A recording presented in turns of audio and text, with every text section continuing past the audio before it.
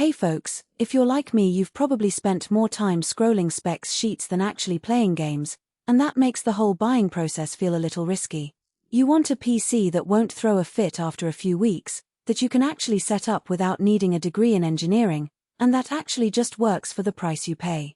The biggest fear is ending up with a machine that looks great on paper but turns out to be a constant source of driver headaches, heat spikes, or upgrade roadblocks.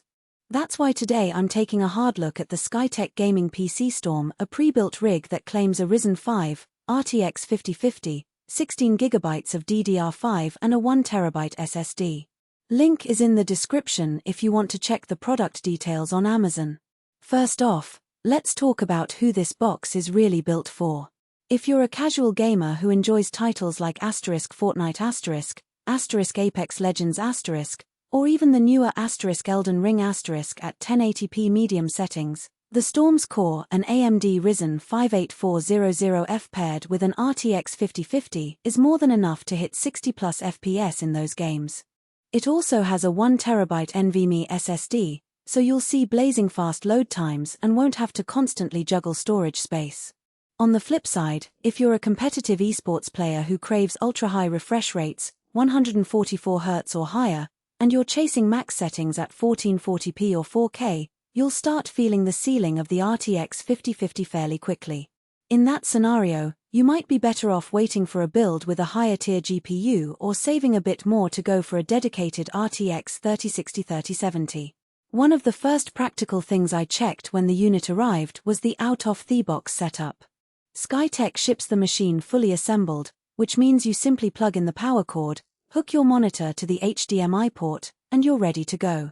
There's no BIOS flashing, no OS install, the PC comes with Windows 11 pre-installed, and the claim of no bloatware actually holds up.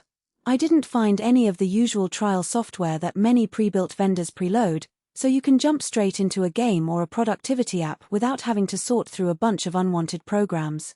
That simplicity is a big win for anyone who doesn't want to spend a weekend tinkering. Heat management is another hidden trade-off that's easy to overlook. The Storm uses a high-performance air cooler on the CPU, which is a solid middle ground between a cheap stock fan and an expensive liquid loop. In my testing, playing Shadow of the Tomb Raider for a solid 2 hours straight, the CPU temperature hovered in the mid-70 SC under load, which is perfectly safe for an AMD 8400F. The case itself has a decent airflow design with a front intake and rear exhaust, so the GPU stayed around 68°C. If you're planning to push the PC hard for extended marathon sessions, you'll want to keep an eye on those temps, but for most users the cooling solution is more than adequate. Now, let's talk about the Wi-Fi and connectivity side. The machine includes Wi-Fi 5, 802.11 AC, and a single HDMI output. That means if you're using a modern router with Wi-Fi 6 you'll still get solid speeds, but you won't be tapping into the newest standard. For gamers who rely on a wired Ethernet connection for the lowest latency, you'll need to add a separate Ethernet cable, something most rigs already have a port for, but it's worth noting that Skytech didn't ship a built-in RJ45 port.